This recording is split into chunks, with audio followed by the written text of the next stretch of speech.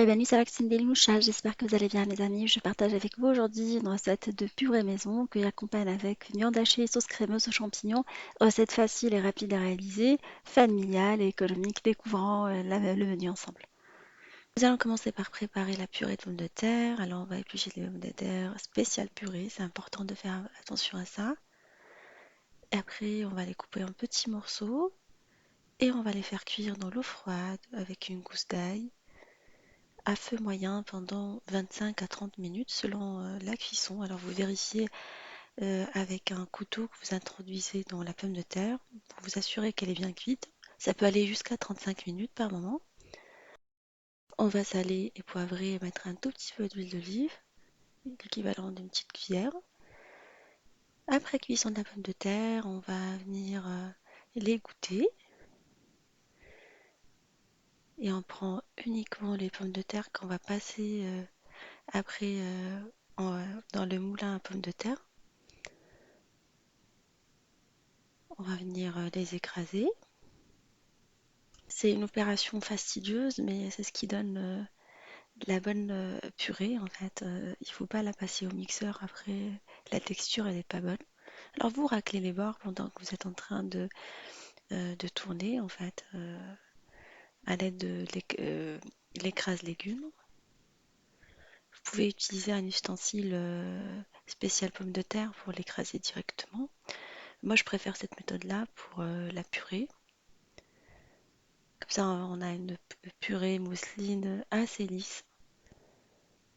Alors, je vais sortir une barquette de viande hachée préparée selon ma vidéo de retour de course et préparation de la viande. Je vous la laisserai en barre d'infos. C'est une viande déjà épicée que je congèle suite à mon retour de course.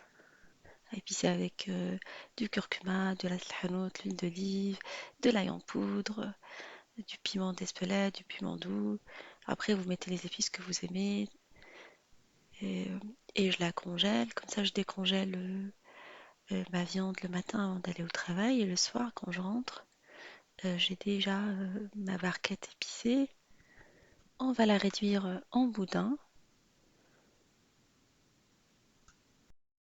Je vais faire colorer un oignon coupé en petits morceaux avec du beurre et l'équivalent d'une petite cuillère d'huile. Alors je mets de l'huile toujours avec le beurre, histoire que le beurre ne soit pas toxique.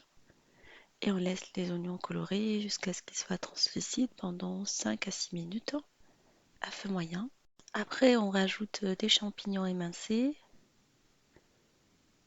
et on les laisse colorer également pendant 5 minutes supplémentaires, histoire qu'ils dégorgent et qu'ils lâchent pas d'eau dans la sauce. C'est important de faire dégorger les légumes que vous rajoutez dans les sauces. À côté, nous allons mettre un tout petit peu de beurre dans une poêle et on va venir faire griller la kefta, la viande hachée. Et c'est qu'elle forme une petite croûte parce qu'elle va continuer la cuisson à côté. On va rajouter dans la poêle du sel et du poivre. Et on va mettre également une cuillère à soupe de farine.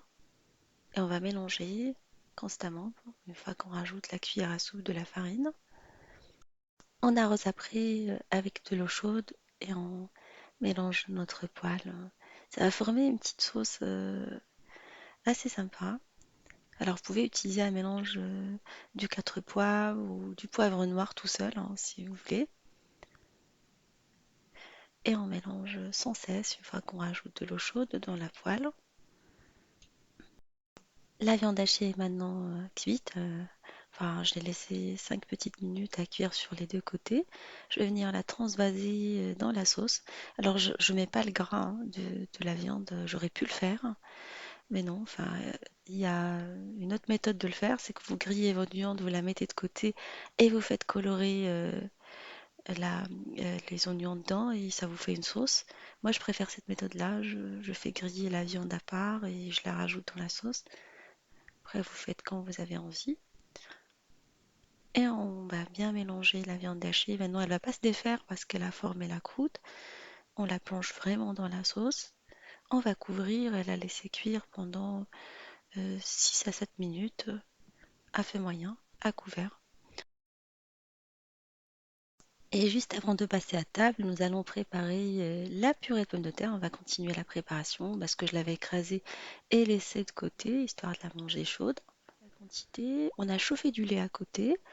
On met la pomme de terre sur le feu et on va rajouter du lait chaud petit à petit en mélangeant à l'aide d'une spatule ou d'une maryse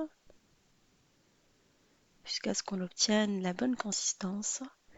Il y a des personnes qui aiment bien avoir de la purée mousseline, un peu liquide. Il y en a qui la préparent plutôt écrasée de pommes de terre, hein. Ça dépend vraiment des goûts de chacun. Et on va la laisser sur le feu pendant 5 à 6 minutes en mélangeant régulièrement. À la fin, on rajoute un peu de beurre pour bien parfumer notre purée. Et voilà, la purée est maintenant prête. On va la laisser une petite minute une fois qu'on rajoute le beurre. À la maison, on la prépare et on la préfère un peu liquide. Après, vous pouvez mettre moins de lait si vous n'aimez pas la purée de cette manière-là. Et vous faites cette opération une fois que vous vous assurez que la viande est prête.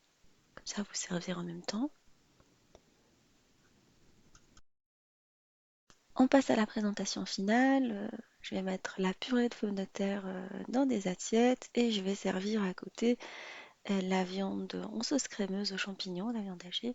C'est un super plat, complet, facile à réaliser.